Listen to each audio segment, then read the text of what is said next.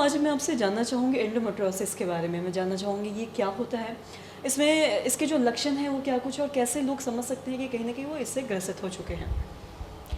Endometriosis एक condition है जिसमें गर्भाशय का जो लाइनिंग होता है एंडोमेट्रियम, वो और जगह भी उत्पन्न हो जाता है। वो गर्भाशय के दीवार में उत्पन्न हो सकता है जब उसे अडीनोमाइसिस कहते हैं, या पेट के अंदर जैसे बच्चेदानी के पीछे, ओवरी के ऊपर, ट्यूब के आसपास, जो रेक्टम है यानी कि मल द्वार है उसके आसपास हो सकता है।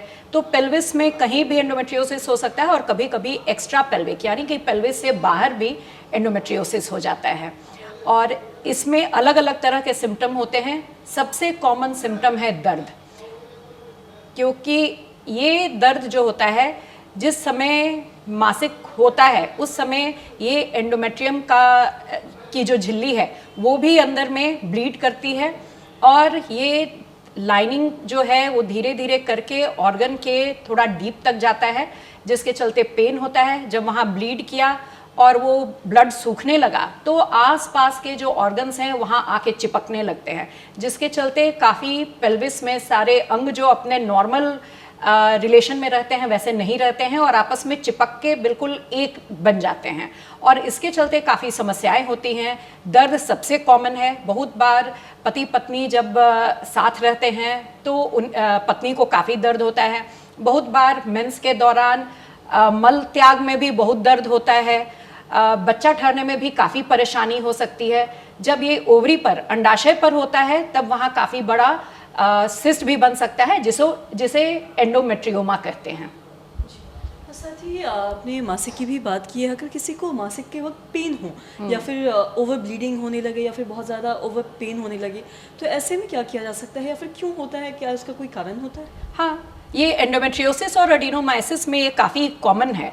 एंडोमेट्रियोसिस जो है वो काफ़ी दर्द कराता है, अडीनोमाइसिस दर्द भी कराता है और ब्लीडिंग भी काफ़ी ज़्यादा कराता है, और समय के साथ ये बढ़ते जाता है। इसलिए अगर किसी महिला को ये परेशानी है तो उसे डॉक्टर से ज़रूर मिल लेना चाहिए, ताकि समय रहते उसका इलाज किया जा सके और उसे कंट्रोल किया जा सके। साथ ही क्या इसका प्रेगनेंसी पे भी कोई असर पड़ता है एंडोमेट्रियोसिस का? एंडोमेट्रियोसिस प्रेगनेंसी ठहरने में काफ़ी रुकावट कराता है। कोई ज़रूरी नहीं है कि हर एक किसी को परेशानी हो।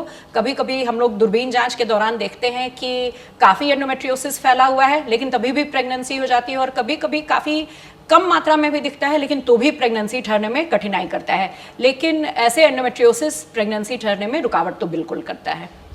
और साथ ही क्या इसका कोई इलाज है? अगर किसी को ये दिक्कतें आ रही हैं तो अगर वो डॉक्टर से दिखाए तो क्या ये ठीक हो सकता है?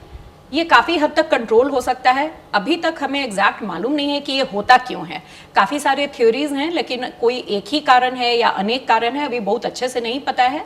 तो कारण का इलाज करना रहता है। फिर जो बीमारी है उसके लिए काफ़ी अच्छी दवाएं आई हुई हैं, तो किसको कितना प्रॉब्लम है उस हिसाब से दवा चलती है। बहुत बार इसमें सर्जरी भी करनी पड़ती है, जो अधिकतर तो दूरबीन द्वारा की जाती है, और जिन लोगों का केसेस बहुत रेजिस्टेंट है या बहुत एडवांस्ड है, जिन्हें बच्चे आगे अब नहीं चाहिए, उनका गर्भाशय निकालना रहता है।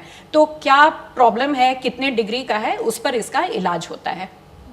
और साथ ही जैसा कि एंडोमेट्रियोसिस की हम बात कर रहे हैं, तो क्या ये किस उम्र में होता है? ये क्या प्रेगनेंसी के समय होता है या किसी भी उम्र में हो सकता है? ये क्या लड़कियों को भी हो सकता है या फिर? जी हाँ, ये कम उम्र की लड़कियों को भी हो सकता है। अक्सर लड़कियां आती हैं जिन्हें बड़ा सा सिस्ट रहता है। सिस्ट तो अल्ट्रासाउंड में पकड़ा जा सकता है, लेकिन एंडोमेट्रियोसिस और बाकी जगह जहां होता है वो अल्ट्रासाउंड में उतने अच्छे से पकड़ में नहीं आता है। तो अधिकतर तो ये जब अल्ट्रासाउंड कराती हैं और एंडोमेट्रियोमा आता है तब लड़कियां आती हैं। तो ये कम उम्र में भी हो सकता है, और अक्सर हम लोग देखते हैं कम उम्र की लड़कियों को 17-18 साल जो कि एंडोमेट्रियोसिस से काफ़ी पीड़ित रहती हैं। उसके अलावा ये आगे के एज में भी हो सकता है। प्रेगनेंसी में ये कोई परेशानी, प्रेगनेंसी ठहरने में ये रुकावट कर सकता है, लेकिन प्रेगनेंसी के दौरान ये रुकावट नहीं करता है, कोई उसके चलते परेशानी नहीं होती है। और प्रेगनेंसी का अच्छा असर पड़ता है एंडोमेट्रियोसिस पे, क्योंकि प्रेगनेंसी के दौरान जो हार्मोन बनता है वो एंडोमेट्रियोसिस को काफ़ी दबा देता है। इसलिए कुछ दिन तक तो एंडोमेट्रियोसिस के प्रॉब्लम से महिलाओं को रिलीफ रहता है।